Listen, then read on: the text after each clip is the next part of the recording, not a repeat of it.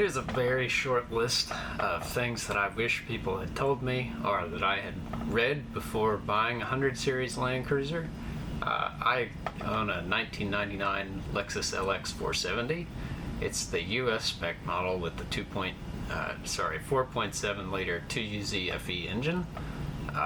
There are a lot of other engine options globally for the 100 series, and not all of them are equipped with some of the equipment that I'm going to show you in this video. So just know that, and I'll get into it. The first thing are the heater tees. This is a pretty common failure point on the 2UZ equipped 100 series. The OEM tees are made out of plastic. This is a used one here, and I sell a brass upgraded tee. This one actually got crushed somehow in shipping, so it's a dead one, but these are, in my opinion, a better replacement. These were actually standard equipment on the Toyota Mega Cruiser, as well as the 80 series Land Cruiser, which has now been superseded to this plastic part. That brings me to my second point, which is, what are the heater tees even all about? Why are they there? The main reason is for this guy. This is the rear heat for the second row in the 100 series, and if you look inside here, there's actually a small heater core down in there, which basically takes coolant and turns it into hot air, just like a radiator, and then it pumps that hot air out from underneath the driver's seat, which is on the left-hand side of the vehicle on US spec models.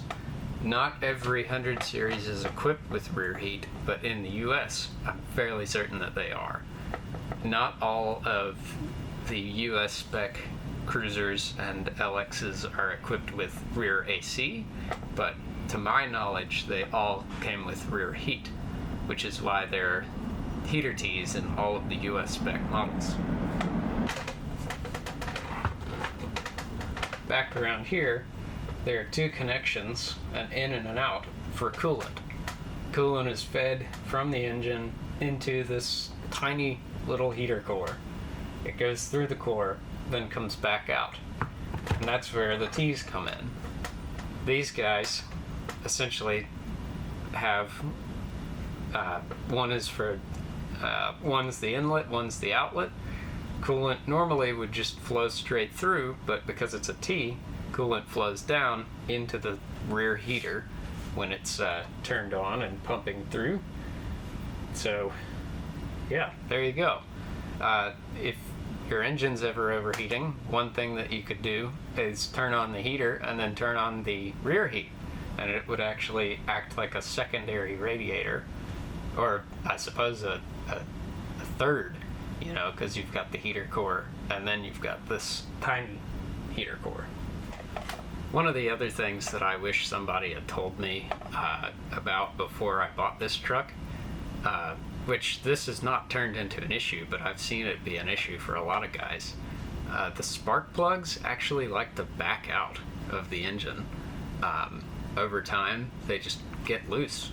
So every 30,000 miles, I torque up the spark plugs in my 4.7, and that's for any of these engines. It's not like it's just from one specific factory made in the US.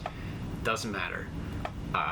I always torque those to 16 foot-pounds or pound-feet, which is the torque spec for the plugs. And then while I'm in there, I also check the spec on the valve cover gaskets.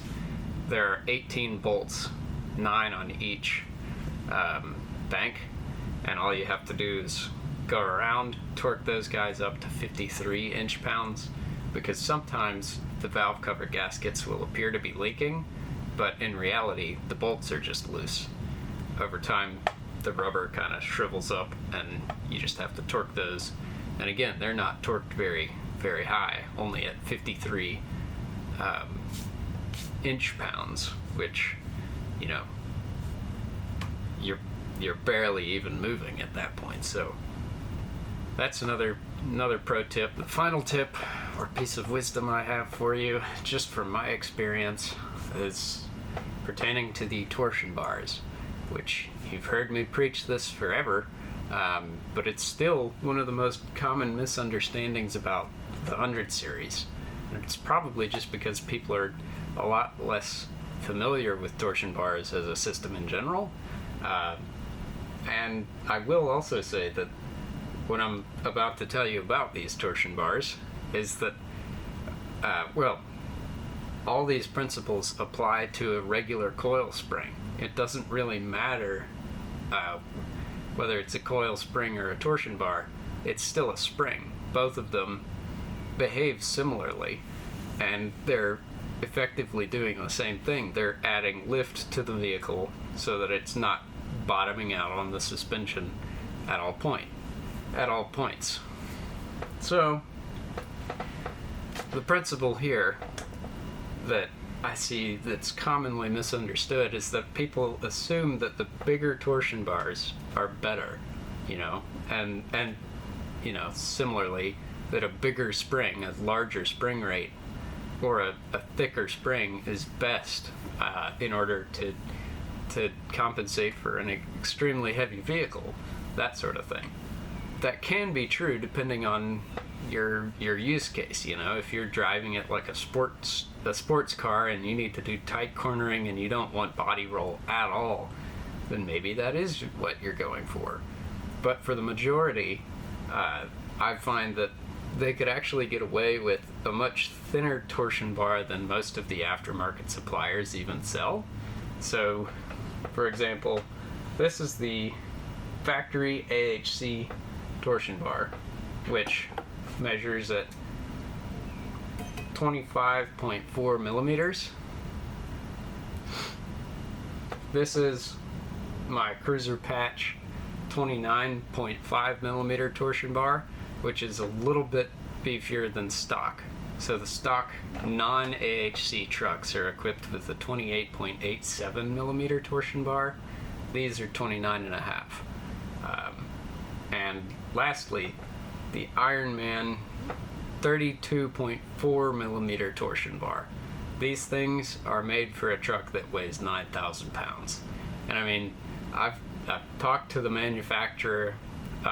There's an excellent company out there, formerly known as Sway Away, and all that they've ever done is work on torsion bars and manufacture torsion bars. I had some great conversations with the owner and founder, Jim. Unfortunately, he's retired now. He did the calculations, and that a 32 millimeter torsion bar was about right for an extremely heavy 100 series that was weighted down with all kinds of aftermarket accessories, bumpers, drawers, sliders, you name it.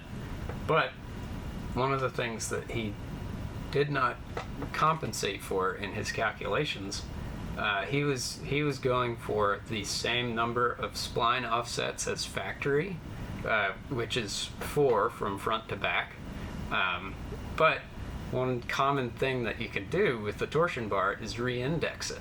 So you're basically just rotating which spline is interacting with, they're called anchor arms on the 100 series, and those are located at the back.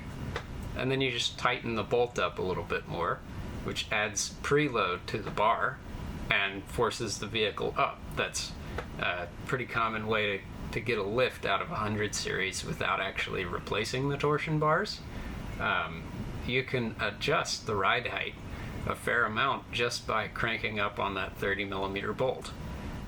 Again, I'll say that you need the lightest spring possible that you can fit on your truck if you're doing serious off-roading, or if you're just you want a daily driver that's comfortable, just like the 100 series was designed to be.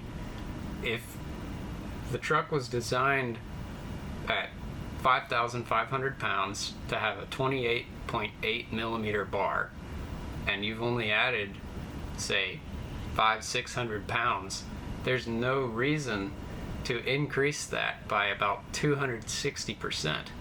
Your spring rate is through the roof, at which point you've got no up travel left. Your suspension won't ever even engage the bump stops if you run these torsion bars, which is why I recommend, especially for customers who are deleting their AHC and using, minimal off-road accessories, or they're just daily driving their 100 series, I recommend that people purchase a set of my torsion bars, or if they can find some OEM takeoffs.